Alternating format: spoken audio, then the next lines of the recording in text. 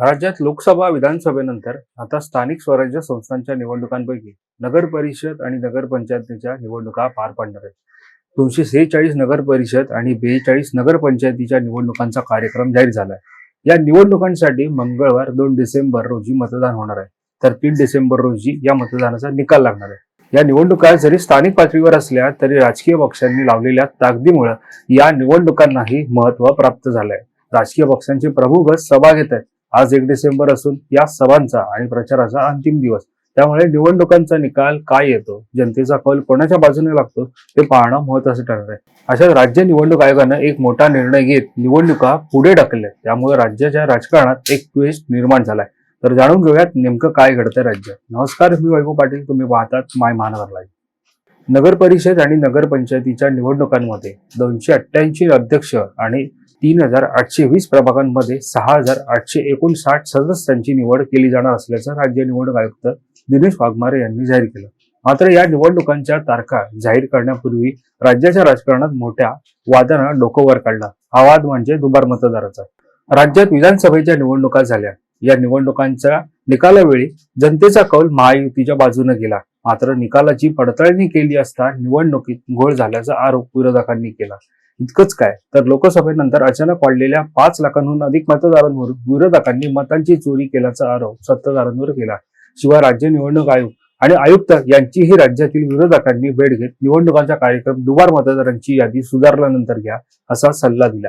एकीकडे विरोधकांचे दुबार मतदारांचे आरोप तर दुसरीकडे सत्ताधाऱ्यांचे प्रत्यारोप. या सगळ्यात आता निवडणूक आयोगानं मोठा निर्णय घेतलाय. राज्यातील काही निवडणुका पुढे ढकलण्यात आल्याचं निवडणूक आयोगानं सांगितलंय. त्यानुसार राज्यातील काही जिल्ह्यातील नगर अध्यक्षांच्या निवडणुका पुढे ढकलण्यात आल्या. त्यामध्ये पुणे जिल्ह्यातील बारामती, लातूर जिल्ह्यातील रेणापूर, सोलापूरमधील मंगळवेढा अनगर, सातारा जिल्ह्यातील महाबळेश्वर पलटण, यवतमाळ नगरपालिका, वाशिम नगरपालिका, चंद्रपूरमधील घुग्गुस, वर्धामधील देवळी, बुलडाणामधील देऊळ राजा, अकोला जिल्ह्यातील बाळापूर, हिंगोली जिल्ह्यातील वसमत, नांदेड जिल्ह्यातील मुखेड धर्माबाद, छत्रपती संभाजीनगर जिल्ह्यातील फुलंब्री, ठाणे जिल्ह्यातील अंबरनाथ बदलापूर, अहिल्यानगरमधील कोपरगाव, देवळाली, नेवासा, पाथर्डी या नगराध्यक्ष पदांचा यामध्ये समावेश आहे.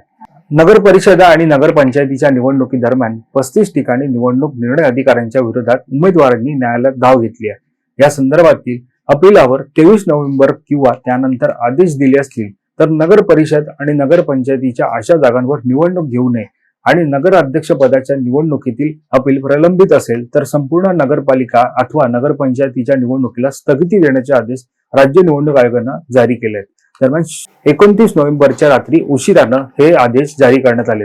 या आदेशानुसार अपील आलेल्या ठिकाणी 20 डिसेंबर 2025 रोजी मतदान घेण्यात येईल. यामुळे या नगर परिषदांमध्ये अस्वस्थता आहे. कारण पुन्हा निवडणुका जाहीर होतील तेव्हा नव्यानं प्रचार करावा लागेल, पुन्हा खर्च करावा लागेल, नव्यानं सभांचे नियोजन करावे लागेल. त्यामुळे उमेदवारांच्या पोटात आत्ताच गोळा आलाय. लांबणीवर गेलेल्या नगर परिषदांमध्ये अजित पवार यांच्या तालुक्यातील बारामती नगर परिषदेचाही समावेश आहे.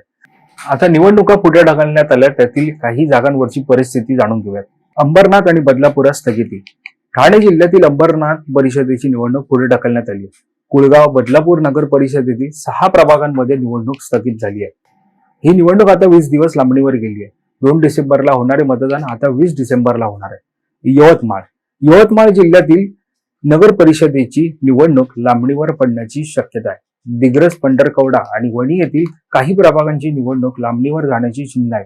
या ठिकाणी तांत्रिक चुका झाल्या त्यातील निवडणुकांसंदर्भात निवडणूक आयोगानं नव्याने कार्यक्रम दिला आहे. येथील निवडणुका 20 डिसेंबरला होण्याची शक्यता आहे.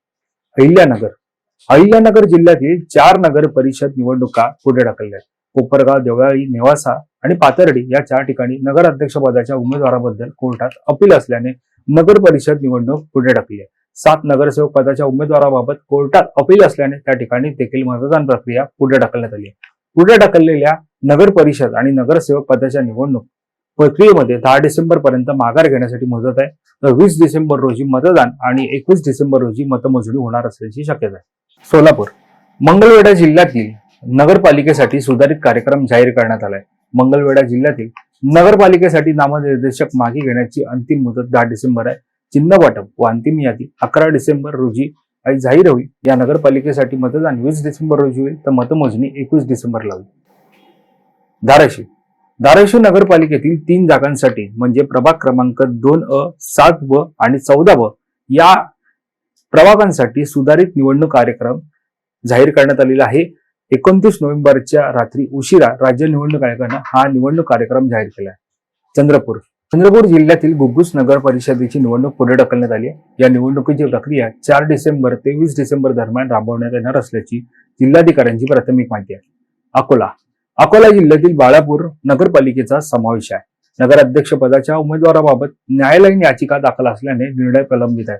नगराध्यक्षपदासह सर्व 25 जागांची निवडणूक स्थगित करण्यात आली आहे. नांदेड, मुखेड आणि धर्माबाद नगरपालिकेची निवडणूक पुढे ढकलण्यात आली आहे. निवडणुकांसाठी 23 तारखेला मतदान होणार असल्याची माहिती समोर येते, तर 24 तारखेला मतमोजणी होणार असल्याचं कळतंय.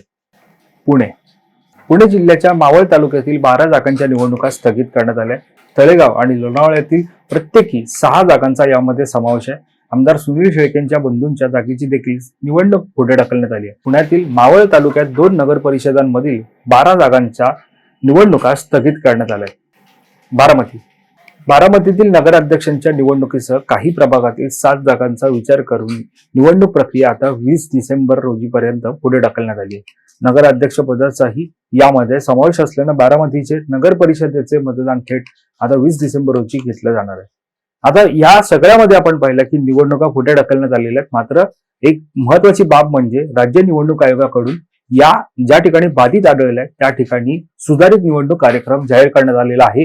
जिल्हाधिकाऱ्यांना तशा प्रकारचे आदेश सुद्धा देण्यात आलेले आहे. त्यामुळे आता सुधारित निवडणूक कार्यक्रम काय तो जाणून घेऊया. निवडणूक कार्यक्रम जारी करण्याची तारीख ही 4 डिसेंबर 2025 आहे. नामनिर्देशन पत्र मागे घेण्याचा अंतिम दिनांक ही 10 डिसेंबर 2025 दुपारी 3 वाजेपर्यंत आहे.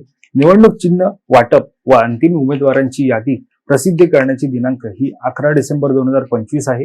आवश्यक असल्यास मतदानाची तारीख ही 20 डिसेंबर आहे. त्यानुसार सकाळी 7:30 ते सायंकाळी 5:30 वाजेपर्यंत मतदान घेता येणार आहे. तर मतमोजणी व निकाल जाहीर करण्याची तारीख ही 21 डिसेंबर 2025 आहे. त्यानुसार सकाळी 10 वाजल्यापासून मतमोजणी होईल. अशा प्रकारे नवा निवडणूक कार्यक्रम जाहीर करण्यात आलेला आहे. त्यामुळे आता या सगळ्यामध्ये एकंदरीत ट्विस्ट निर्माण झालेला आहे, तो म्हणजे या नगराध्यक्ष पदाच्या निवडणुकीचा.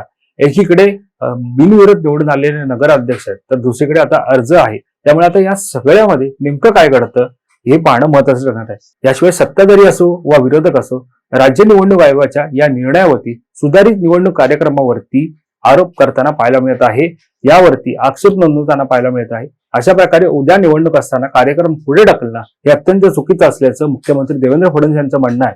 तर या सगळ्यावरती विरोधकांनी सुद्धा टीका करायला सुरुवात केली आहे. याबद्दल तुम्हाला काय वाटतं हे आम्हाला कमेंट करून नक्की कळवा. आणि या संदर्भातली अधिकची माहिती जाणून घेण्यासाठी तुम्ही माय महानगर लाईव्हला सबस्क्राईब करायला विसरू नका. धन्यवाद.